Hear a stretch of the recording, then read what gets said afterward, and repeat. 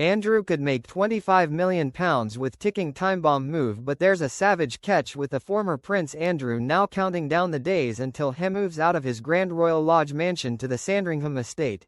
It has been reported he could opt for a money-making move since they were both stripped of the titles and told to leave their Royal Lodge mansion. Speculation has swirled about the futures of disgraced Andrew Mountbatten Windsor and his former wife, Sarah Ferguson. In just weeks, the former prince will have to vacate his 30-room Windsor mansion for a much smaller home on the Sandringham estate without Fergie, who despite their divorce had continued to live with him. While it appears that Andrew's new home and living allowances will be taken care of privately by his older brother the King, the same can't be said for Fergie. And reports have suggested she could be tempted to write a tell-all book as a means of making cash. However, according to the Daily Mail, the story that some publishers consider a greater coup than Fergie's would be that of Andrew's.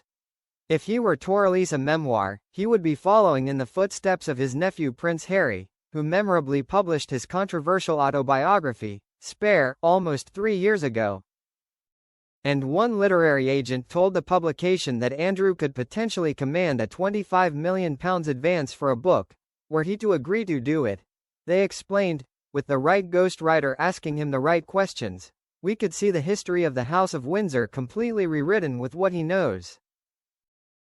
He's a time bomb waiting to explode. However, it is pointed out that if he were to go into detail about his life and those of his family, including the King, it would see his Sandringham home and other allowances arranged for him almost certainly go.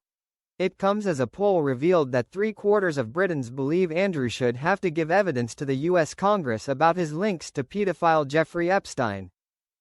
American legislators criticized the King's brother for hiding from them after the former prince ignored a request to sit for a transcribed interview.